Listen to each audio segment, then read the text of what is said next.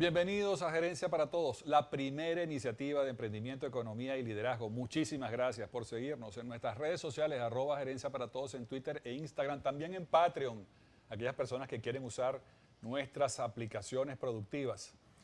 Miren, este programa desde el año 2016 busca la aplicación de la gerencia y el liderazgo. Por eso hoy nos acompaña el doctor Ramón Muchacho, abogado venezolano, experto en materia financiera, un líder político de primer orden en Venezuela. Queremos agradecer su presencia aquí. Muchísimas gracias, Ramón, por estar con nosotros en Gerencia para Todos. Rafael. Bueno, Ramón Muchacho también es un experto en inversiones, o sea, profesionalmente, bueno, tiene esa experiencia. Entonces, en el centro de lo que es la política, muchas personas dicen que está la economía, lo que realmente es la base, el bedrock de un país es la economía.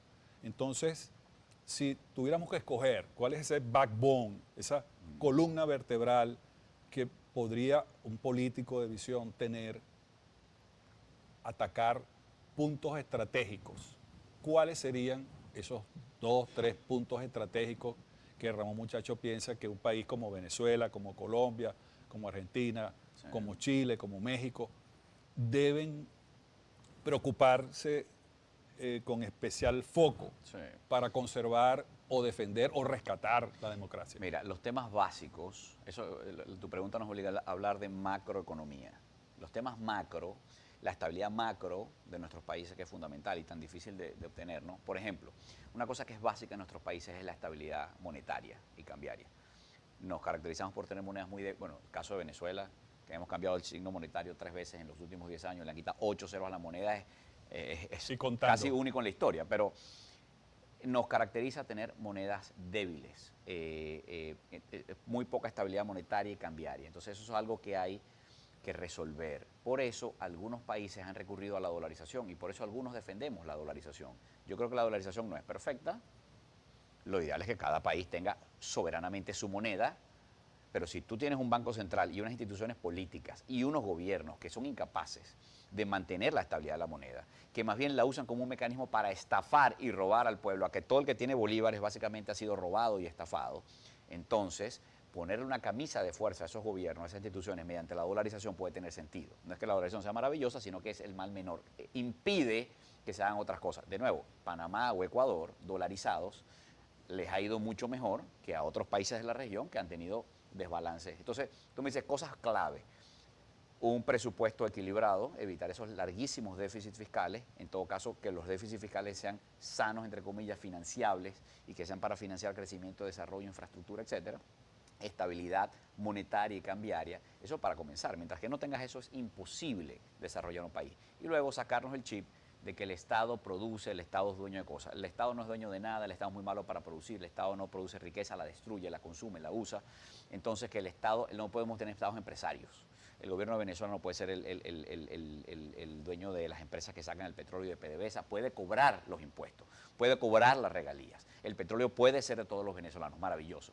Pero las empresas que operan el negocio no pueden ser unos tipos que están en Miraflores y que están haciendo negocios para ellos y que se roban unos reales y no rinden cuentas. Eso tiene que tener unos dolientes y esos dolientes, la única forma de que los negocios y las empresas tengan dolientes es que tengan dueños y esos dueños son los dolientes. Entonces, hay formas, hay esquemas para democratizar la propiedad. Yo sueño con un país de propietarios, donde todo venezolano pueda tener una o dos acciones en PDVSA, donde pueda tener una propiedad que sea de él. Y países también de emprendedores, porque el que emprende primero se da un trabajo a sí mismo y después le da trabajo a los demás. Así es. Entonces genera un clima de prosperidad donde puedes ayudar a los demás. Pero verás que hasta en el tema, mira, hemos tergiversado tanto las cosas en Venezuela por el desorden ideológico y la crisis. Que fíjate el tema del emprendimiento, tema clave. Tú ves el emprendimiento de los países desarrollados. ¿Qué se habla? Por ejemplo, aquí hay unos sitios en donde el emprendimiento, por ejemplo, en tecnología, está San Francisco, Boston, Nueva York. Biomedicina, inteligencia artificial, todo eso es el tema de hoy en día. ¿Y ahí qué se está hablando? ¿Qué se necesita? Educación, las grandes universidades, Harvard, MIT en Boston o Stanford en San Francisco, Palo Alto. Necesitas educación, necesitas fondos, inversionistas. Bueno, todo eso está en esos sitios. Ese es el emprendimiento verdadero que está desarrollando y cambiando el mundo. Investigación y desarrollo. De ahí salen empresas que crean nuevas industrias. Bueno, Uber, que acaba con la industria de los taxis y la cambia, o Airbnb, que sustituye la industria hotelera por otro concepto. Todos los días está pasando eso. Claro. Ahora, en Venezuela hay un tema, está de moda el emprendimiento, pero ¿cuál es el emprendimiento que hay en Venezuela? El emprendimiento que hay en Venezuela es, no hay trabajo.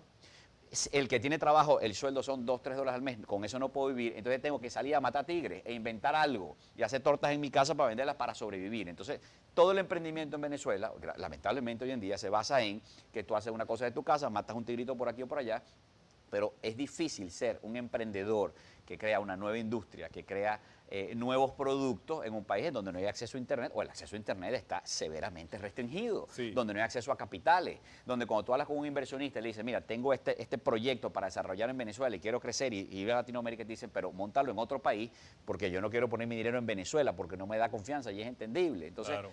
lamentablemente, que necesitamos mucho emprendimiento en Latinoamérica, entendiendo el emprendimiento lo que es. Eso, el emprendimiento- no es matar un tigre de tu casa ni un paseo por la pradera. El emprendimiento debería estar dentro de los planes de cualquier gobierno en Latinoamérica. En un mundo que compite, cada país es un competidor por las inversiones internacionales, por atraer los mejores cerebros, para crear prosperidad, porque en la medida que haya más prosperidad, entonces podríamos pensar inclusive en repartirla, esa prosperidad, pero primero hay que absolutamente, generarla. totalmente. Entonces, ¿cómo un país, cualquier país de Latinoamérica, puede competir, vamos a decir, un modelo básico Sí. para competir por esos recursos internacionales, donde hay muchísimos inversionistas Claro. internacionales buscando oportunidades de negocio? Así es.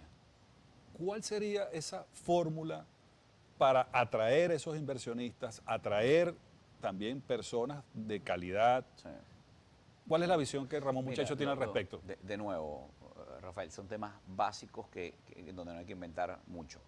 Los capitales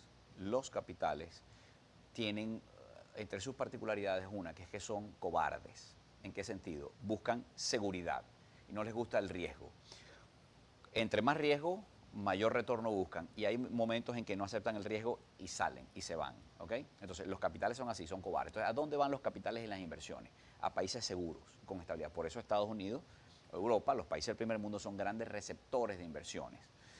Porque hay estabilidad, porque los inversionistas saben que cuando ponen su dinero allí no va a llegar un presidente que en nombre del pueblo se los va a quitar o mañana va a hacer cualquier locura, sino que son países con cierta estabilidad.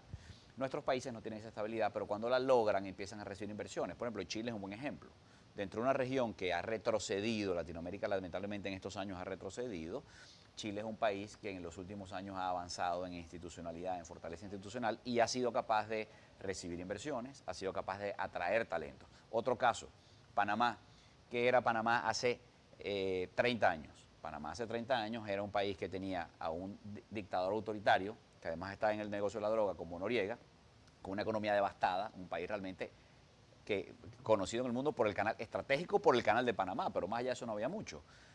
Bueno, pasó lo que sabemos que pasó, los norteamericanos entraron, se llevaron al dictador, se instauró un sistema democrático, se dolarizó la economía y se aperturó. Bueno, Panamá es la economía de mejor desempeño en Latinoamérica en los últimos 20 años, es Panamá. Apertura, democracia, cosas Inversiones. muy básicas. Y las inversiones vienen como resultado de que hay democracia, de que hay estabilidad, de que hay seguridad jurídica, vienen las inversiones. Bueno, entonces mientras que los venezolanos, que hace 20, 30 años éramos un país rico, creíamos que éramos un país rico porque había petróleo y se repartía la renta, pero en verdad no éramos ricos, creíamos que éramos ricos, y ahora los venezolanos, pues, rogando en Panamá, en Chile y en toda la región, bueno, déjenme entrar aquí, por favor, a ver cómo medio trabajo para mandarle unos dólares a mi familia en Venezuela que se está muriendo de hambre. Finalmente, el tema del liderazgo. En Gerencia para Todos hemos hecho muchísimas investigaciones, eventos, cursos, seminarios, workshops sobre el tema del liderazgo, porque consideramos que es necesario para poder ejecutar esas ideas, poner de acuerdo a los actores que son necesarios para ello. Entonces, esos componentes del liderazgo en Latinoamérica, que ha tenido mucho de mesianismo, de cosas hasta realismo mágico. Totalmente. O sea, el líder en los países desarrollados es aquel que sirve mejor a los demás. Quizás en nuestros países ha sido al revés, el liderazgo o los jefes se han servido de los demás. Entonces ese cambio de paradigma, cómo hacer equipos en Latinoamérica y cómo debe ser ese liderazgo para que pueda lograr eso?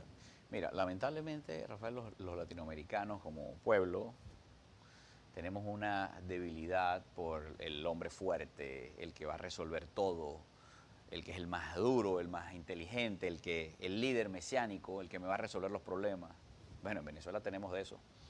Carlos Andrés, líderes populistas. Sí. Carlos Andrés, Hugo Chávez, la máxima expresión, creo yo, que llegó a...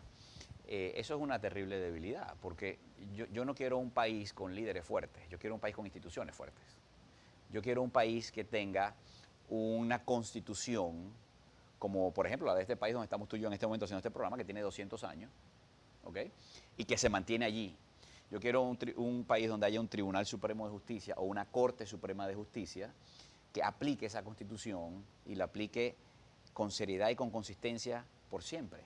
Y que cuando haya un cambio, una interpretación nueva, se haga apegada a la ley y a los cambios en la sociedad. Yo quiero un Congreso que esté al servicio de crear leyes y que responda a la Constitución. Yo quiero un presidente que sea muy popular, que sea un gran líder, puede ser carismático, puede ser hasta tener visos de lo que tú quieras, pero que esté sujeto a la institución de la presidencia.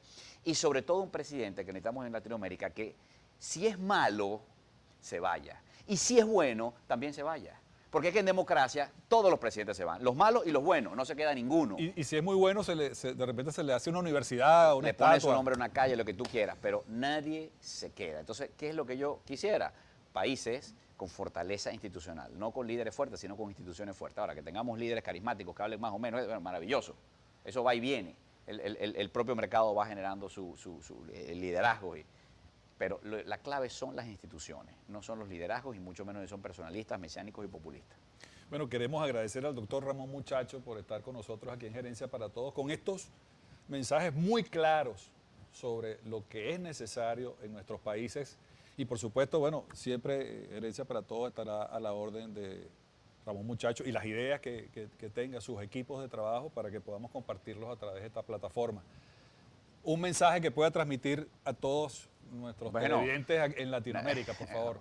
Mira, que tenemos un gran reto los latinoamericanos, tenemos un continente bellísimo, nuestros países son una maravilla, pero no hemos hecho la tarea. Tenemos que hacer la tarea y necesitamos entenderlo, necesitamos realizarlo, necesitamos educación, formación, instituciones, en fin, ahí está. Es un reto muy bonito, pero todo lo que hagamos en pro de ese camino nos dará muchas satisfacciones.